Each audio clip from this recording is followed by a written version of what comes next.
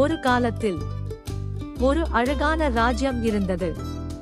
அந்த ராஜ்யத்தில் மக்கள் எல்லோரும் அமைதியாகவும் சந்தோஷமாகவும் வாழ்ந்து வந்தார்கள். ஆனால் அந்த ராஜ்யத்தின் மந்திரி மட்டும் மிகவும் அகந்தையுடன் இருந்தான். ராஜா, மக்கள் அதிகம் பேச ஆரம்பிச்சுட்டாங்க. அவர்களை பயப்படுத்தினாதான் நம்ம கட்டுப்பாட்டில் இருப்பாங்க என்று மந்திரி கூற, ராஜா குழப்பத்துடன், அப்படியா என்று கேட்கிறார். மந்திரி தன்னுடைய பதவியை தவறாக பயன்படுத்தி மக்களை கஷ்டப்படுத்த ஆரம்பித்தான். தினம் தினம் புதுசா வரி போடுறான். பயம்தான் எங்களோட வாழ்க்கையே என்று கிராமத்து மக்கள் கூறுகிறார்கள்.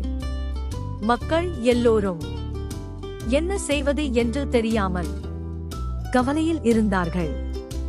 ஏன் எல்லாரும் இவ்வளவு கவலையா இருக்கீங்க என்று குமரன் கேட்க, மந்திரி ரொம்ப அகந்தையா மாறிட்டான் ஐயா என்று மக்களில் ஒருவர் கூறுகிறார். அகந்தை இருக்கிறவங்க புத்தியால தான் விழுவாங்க என்று குமரன் நினைத்துவிட்டு மந்திரிக்கு பாடம் புகட்ட நினைக்கிறான். மந்திரி அவர்களே, ராஜா உங்களை ரகசியமா சோதனை செய்ய சொன்னாராம் என்று குமரன் மந்திரியிடம் கூறுகிறான். சோதனையா?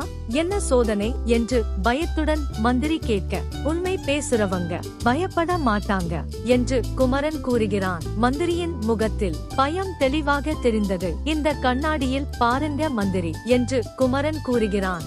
இது நான் தானா என்று மந்திரி கேட்க, ஆமாம், அகந்தை மனிதனை இப்படிதான் காட்டும் என்று குமரன் அவரிடம் கூற மந்திரி தலை குனிகிறார்.